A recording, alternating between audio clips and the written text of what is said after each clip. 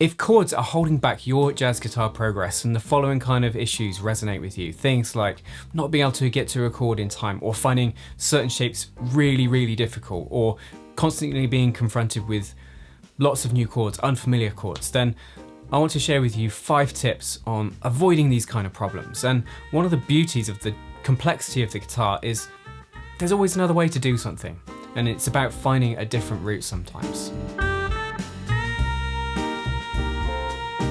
Before we get into my tips, just a big thank you to all of my patrons who make these kind of videos possible. If you've not checked out my Patreon page, then link is in the description. If you're learning the chords to a standard, then you're probably either following something like the real book that doesn't tell you what specific chord shapes to use, or maybe you're using something like this with chord voicings above it, or maybe you're using the app iReal Pro. You're having a go at this tune and things are going fine until you reach this chord. It's your nemesis. Things grind to a halt and you lose your timing and you lose your patience. And the old adage, we don't know what we don't know, is applicable here. And I really think for most of us, most mortals, that our jazz guitar chord knowledge is really, we've just got the tip of the iceberg. And the thing that I never used to appreciate is if there's a particular chord which bugs me or bugs yourself in your practice, then there's going to be numerous other kind of typical ways that it can be done. And it might simply be that you just need to open yourself up to learning about things like a drop 2 chord. Let's say here's a C major 7 in drop 2.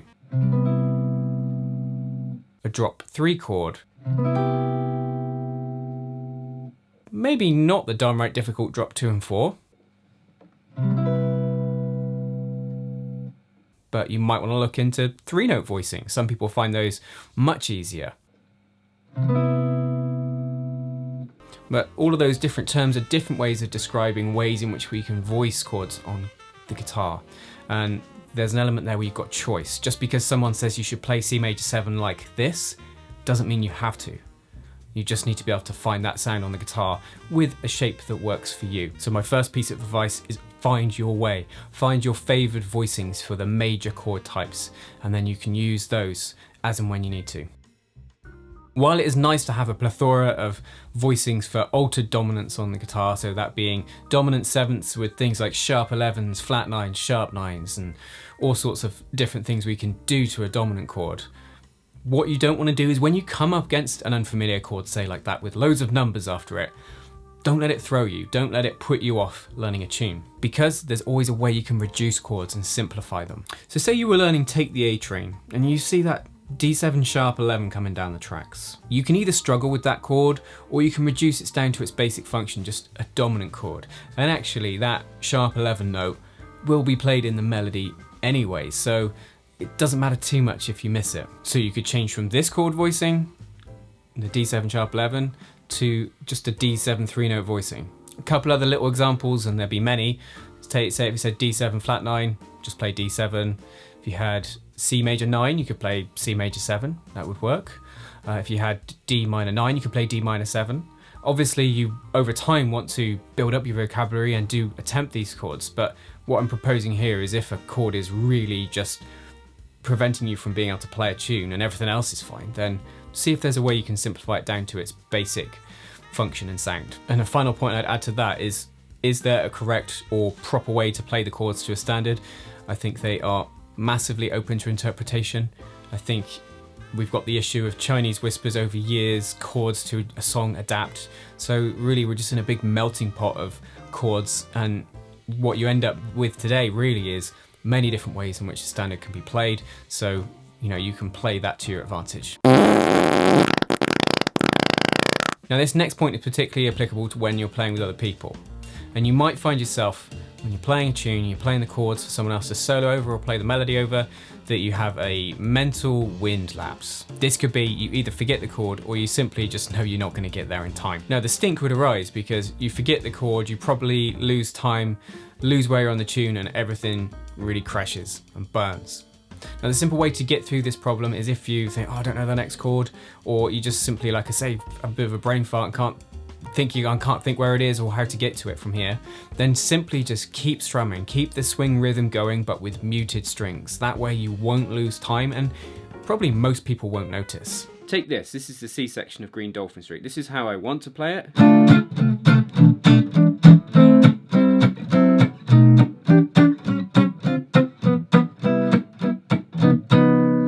And let's imagine I forgot some chords. This could happen, I could go out of time.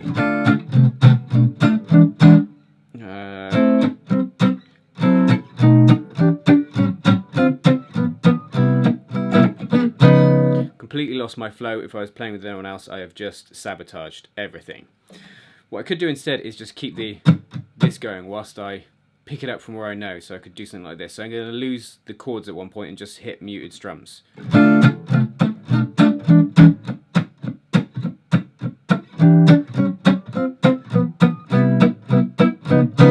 The pulse keeps going, your rhythm keeps going, and you can just think about getting to the next chord and just pretending it didn't happen. It's not ideal, but it works. Staying in time is your most important job when playing chords for someone else. Now, I think standards should be central to practice, but sometimes you're learning one, practicing one, and a particular chord change is just giving you grief. You can't get it in time.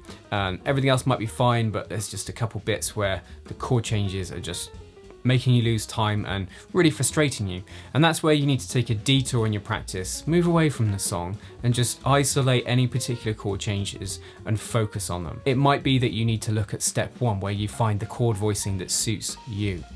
But also, one thing I do suggest here is my 1, 2, 3, 4 practice method, which goes like this. So the 1, 2, 3, 4 method works like this. You get the metronome on, just leave that going. And to start with, you just play on one. Say if we had two chords we couldn't change between. Say it was, I don't know, C major 7 and D flat 9. So these two chords. So what I would do first is just play on beat 1, like this. 1, 2, 3, 4. 1, 2, 3, 4. 1, 2, 3, 4. Now what you might need to do is move 1, 2, 3, 4, 1, 2, 3, 4. So use the 2, 3 and the 4 to move like that.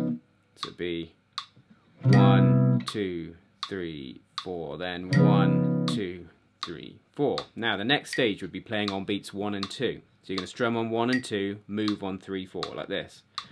1, 2, move, move, 2, 3, 4. 1, 2, 3, 4. 1, 2, 3, 4. You're guessing what comes next? We play on 1, 2, 3, then you've only got beat 4 to move on. 3, 4. So 1, 2, 3, move. 1, 2, 3, move. 2, 3, 4.